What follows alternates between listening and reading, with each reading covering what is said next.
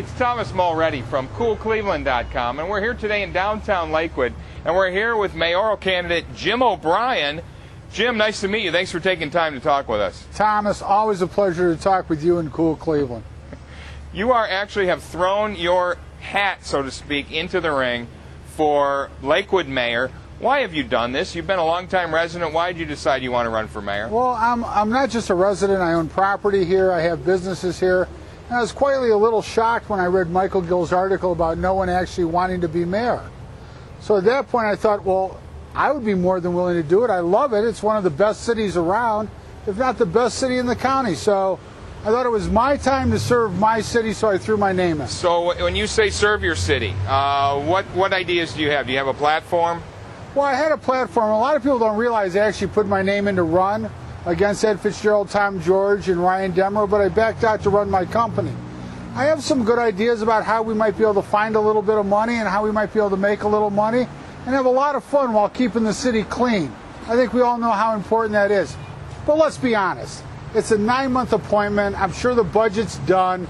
There's very little money in the budget. That's right. So it's going to be holding the places, making sure the city grows and progresses, which is something I've always done with the businesses I've owned and started. All right, so you have a real history here with a couple of businesses, A Graphic Solution, AGS Software. You started the Lakewood chain, the Lakewood Observer, which is now a chain of community newspapers. Where you think you're going to find the money to fill some of these budget holes, even though you've got a good track record as a businessman here? Well, to be quite honest, I think there's money that can be found down at the water department. I've talked to a couple people there. I have some friends there. I think that could be looked at. I think maybe we could move some things back into the city that have been taken out of the city. I think we should look to CDCs and some of the nonprofits that have many of the events here to see if they can underwrite a little bit more. And I've got some other pretty controversial ideas that I'll talk about with City Council when I get the interview.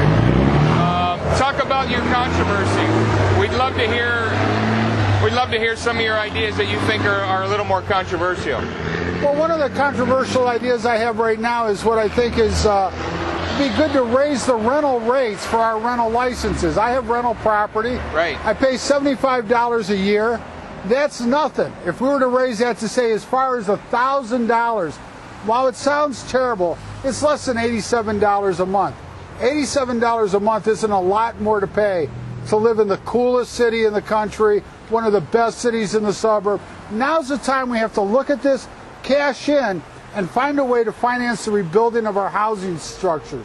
One of the things everybody gets wrong in the city that upsets me is Lakewood Hospital is the largest employer. No, schools.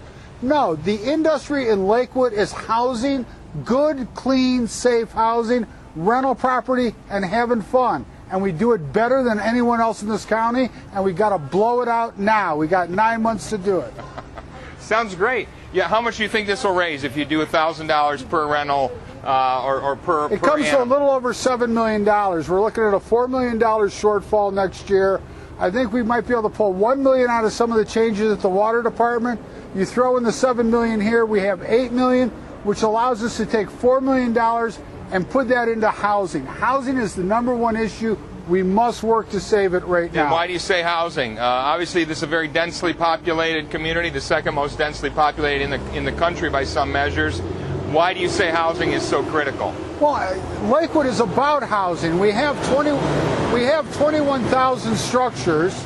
We have no industry to speak of. We have the commercial district of Madison and Detroit.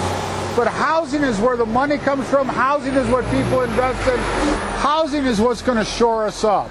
And I've spent the past couple months walking around, going through houses. I'm always walking the streets talking to people. I would say this is our #1 issue. Luckily, Ed FitzGerald did a good job cutting back. But now we have some other things we have to attack. Talk about Ed FitzGerald and Tom George's predecessor. What did you like, what didn't you like about the things that they did? Where you have some ideas about some of the things they implemented? There's actually no reason to talk about what I didn't like about Ed FitzGerald, because Ed FitzGerald's time has come and gone. He's going on in the county to do what needs to be done. What I like about Ed always made the tough cuts when he knew they had to be made. He looked for outside assessments and outside information, and he took full responsibility for his actions, which is rare in this world today of politicians. Now, speaking of politicians, you are not a politician, and you're going to be a non-politician. You say you won't run for re-election even after fulfilling this term, which is really going to be less than a year. Is that your idea of the direction we should be going more in government, is towards less politicians and more towards citizen government? I would like to say the move towards citizen government is important, as it has been for journalism and everything else. But in fact, there are people out there that do this quite well and can be trusted with it. And I think we have to look that way. What we need is more citizen involvement, more civic involvement, more civic participation, more citizen participation. And how would you propose to make that happen in your short time in office? Well, Thomas, I've started probably 3 or 4 of the largest volunteer groups in Lakewood. The Lakewood Observer, over 10% of the population has taken part. You know this. Everything I've ever done has been reaching into nonprofits, reaching into charities, getting people up off their asses. Matter of fact, you and I have often talked that while the internet is a spectacular tool, it's only a tool to get people off their asses and involved in the community. Right. And if we fail to get them involved in the community, then we failed. Let me ask you a couple of questions. Are you Democrat, are you Republican, or independent? I've always been a flaming liberal, but it's funny. The more and more liberal I am, and the more and more papers I open, and the more things I do, you start to get a little more conservative. So I would like to believe that I am the compassionate conservative that bullshitted about. He wasn't it. I'd like to believe I am. It'd be great if we could get everybody off the government dole, and I'm not a big believer of grants or government funding. But people fall through the cracks. People are falling through the cracks in Lakewood, Cleveland, and we have to, as humans, be willing to reach down and help them up and get straight. What is not working right now in local government? Obviously, we're spending too much, taking in too little. A community like Lakewood, where the population is stabilized, the tax income has stabilized. What is going wrong? Where are we spending too much money, in your opinion? Well, I think the biggest problem we have right now, and again, this is where you and I offer different, is that there's a lot of things that can be done, but I'm not a huge fan of the regional movement. I think each city offers enough that we must shore up ourselves so that when we do come together, we are strong partners. It's no more a half-empty glass coming with a full glass. We have to work together. Once we take care of our home, once we take care of our community, then we can take care of the region. So regionalism is about, in the first stages, collaborating to save money, maybe with group buying.